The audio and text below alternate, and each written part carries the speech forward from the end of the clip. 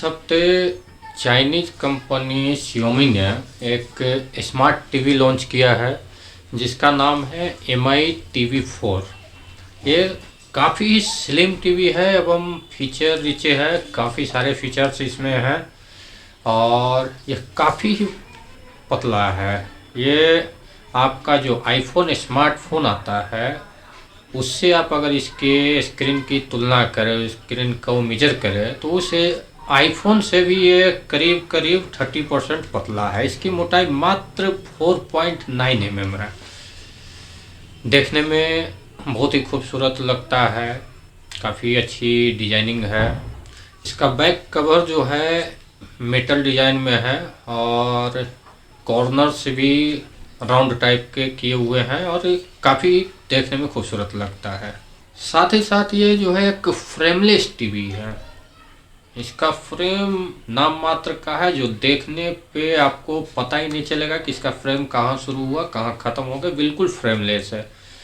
और अगर vertical view इसे देखें तो वर्टिकल तरफ से देखने पर ये बिल्कुल डिसअपियर हो जाता है, एकदम समझ में नहीं आता कि यहाँ पे एक टीवी भी रखा हुआ है। इसका स्टैंड ट्रांसपेरेंट बनाया गया है। अगर आप इसको वॉल माउंटेड ना भी करते हैं तो इसकी स्टैंड इतनी खूबसूरत डिजाइन में ट्रांसपेरेंट है कि ये आपको हवा में तैरता हुआ ही फीलिंग देगा। ऐसा लगेगा कि आपके टेबल पर नहीं है, ये हवा में तैर रहा है। पीछे की तरफ से भी ये काफ़ी कॉम्पैक्ट है।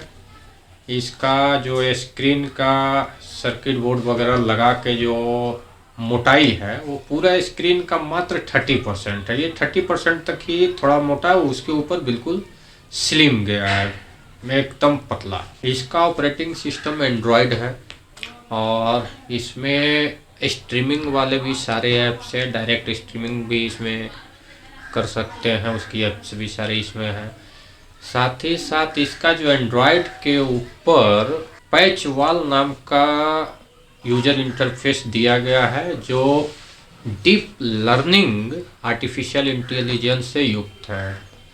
इसमें आपका या आप किस तरीका का चॉइस रखते हैं, कैसा इंटरेस्ट है, किस तरह का सीरियल्स देखते हैं, किस तरह का मूवीज देखते हैं, कैसे ब्राउजिंग करते हैं, इन सारी हिस्ट्री को ये एनालाइज करता है और उसको मेटा डाटा के साथ कंपेयर करके आपको सुझाव देता है कि आपके चॉइस की ये चीज़ें आप इसे देख सकते हैं। इस तरीका से डीप लर्निंग इंटेलिजेंस है इसमें।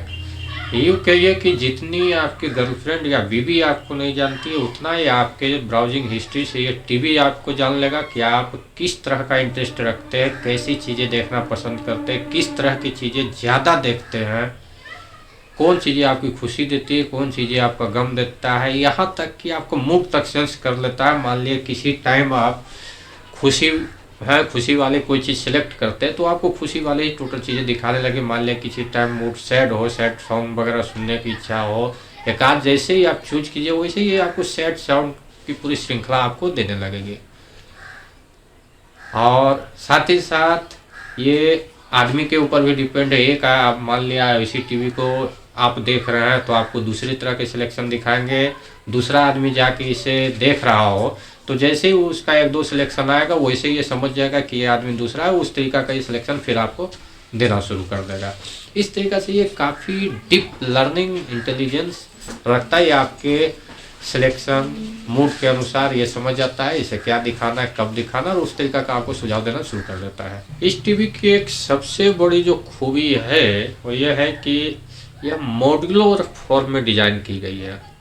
यानी इसका हर पार्ट अलग अलग मॉड्यूल के रूप में, स्क्रीन अलग है, मदरबोर्ड अलग है, साउंड सिस्टम अलग है, पावर सप्लाई अलग है, इस तरीका से हर चीज़ अलग अलग मॉड्यूल के रूप में डिजाइन की हुई है।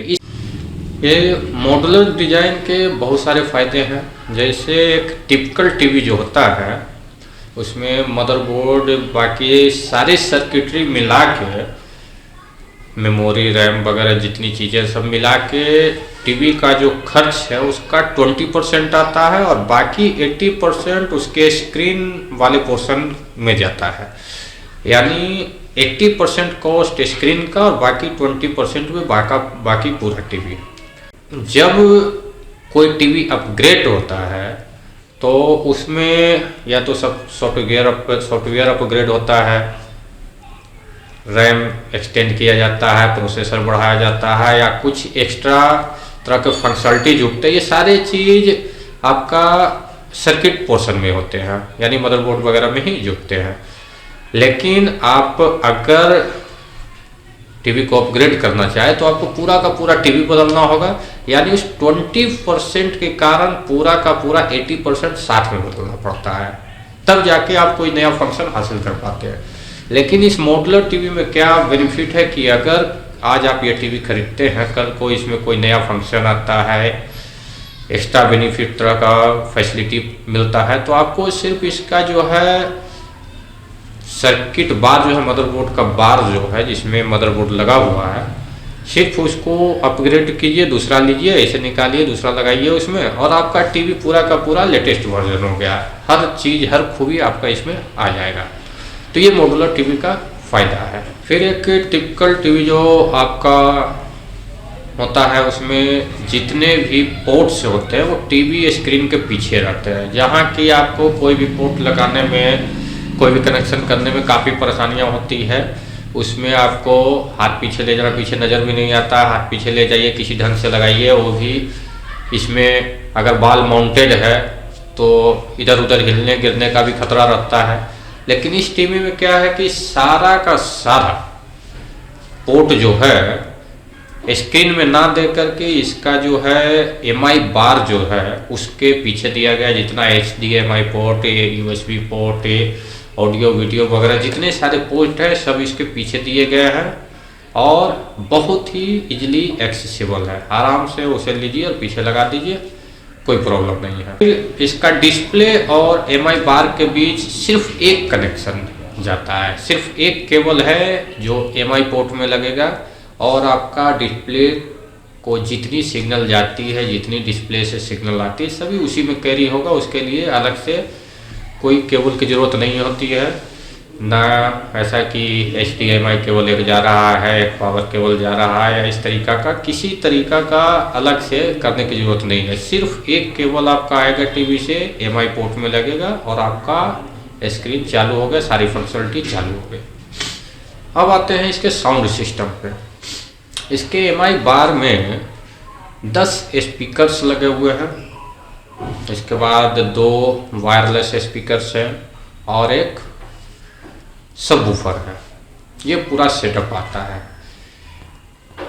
ये जो है डॉल्बी एटम साउंड सिस्टम पर आधारित है।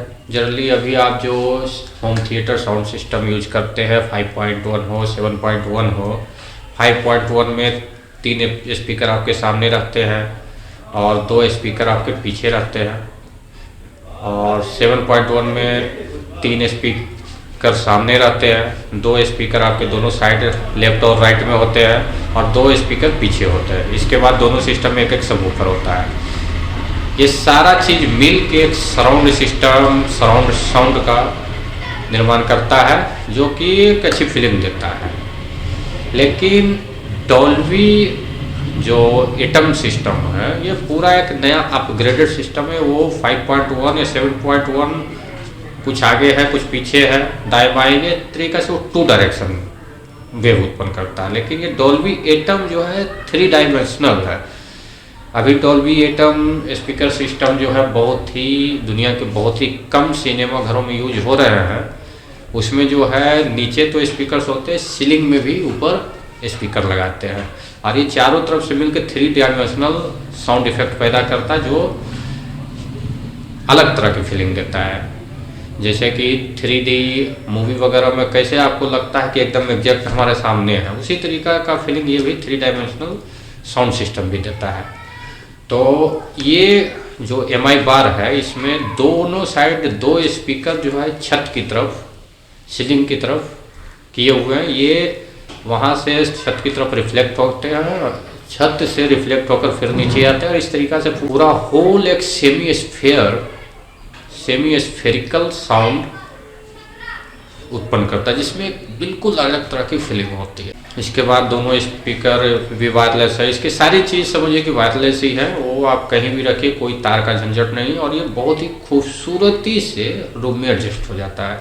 ये देखिए कुछ फिगर्स हैं किस तरीक़ा से आपका अगर एडजस्ट करते तो कैसा आपको लुक देगा। तो कुल मिला के ये एक ग्लैमरस सिस्टम है, बहुत ही अच्छी लुक है, डिज़ाइन है, नए फंक्शंस है, नई टेक्नोलॉजी है, कुल मिला के अच्छी चीज़ है। तो देखिए समझिए। तब तक के लिए धन्यवाद। चैनल अगर सब्सक्राइब नहीं किए हैं तो चैनल को सब्सक्राइब कर लीजिए। अगली मुलाकात तक विदा।